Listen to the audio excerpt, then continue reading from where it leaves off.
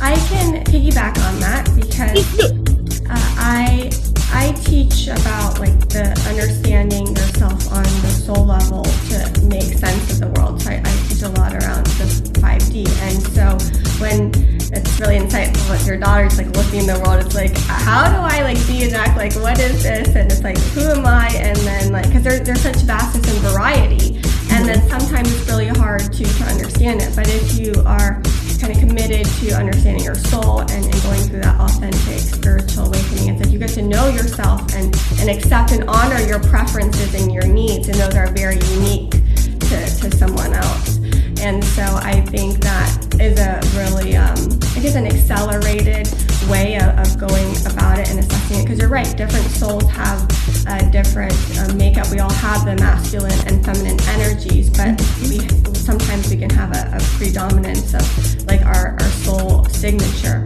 And what I found is like in relationships, it doesn't matter who's playing what role. If there's like intimacy and conscious communication, both people are willing to grow, and it gets like harmonized because there's different reasons that can happen. So as long as it's, I would say, like moving the right direction. And I found that most people like don't have the skill set to do that because we're such a traumatized world and just like what we're going through in terms of that evolution and the ascension process. So I guess you could maybe touch on a little bit of dealing with that, just given the amount of trauma and the skills, because it's like I always share how like I think it's like almost like 50% like marriages like end in divorce, because like no one knows how to communicate their needs and desires, and there's shame around it, and people are in denial about the healing that needs to take place to continue to grow and evolve in that intimacy with someone. So I feel like you have so much wisdom that you could share around that with your journey and what you've seen. You know, yes, there are these desires to share what it is that we fantasize about and what we desire and what we want to experience. And then if we are brave enough to share that, we have to also be brave enough for their answer. And so their answer of, they all of a sudden have changed perspectives and you are not what they expected, and oh my gosh, I can't take this is not what I want. That is on them. They are not strong enough to hold you in that way. That does not mean that you're too much or that your desire is bad or wrong. It means that they are not the container to hold that for you. And so based on what your relationship agreements are, and these are not the rules like, oh, if you do this, it's cheating. That's nothing. No, these are the agreements of, you know,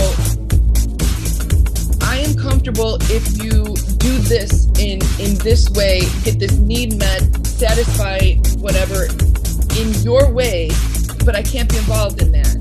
Or, you know, but that in itself is higher level thinking of, if I can't satisfy this for you, am I deficient or are you bad and wrong? Yeah, and you might even feel abandoned, right? Like there could be a lot of feelings that come up from the subconscious around. Absolutely. So it can go so many ways. And so I cannot say one way or another, yes, confess all of your things to your partner and see what happens. Because it could end terribly. You know, and again, the difference in secrecy and privacy. Privacy is precious. There are things that I have fantasy and thought and desire that do not need to be shared because it's precious to me. This is something that I love thinking for myself, right? And so to realize that it doesn't have to be shared, it doesn't have to be, you know, assessed and found acceptable by anyone else.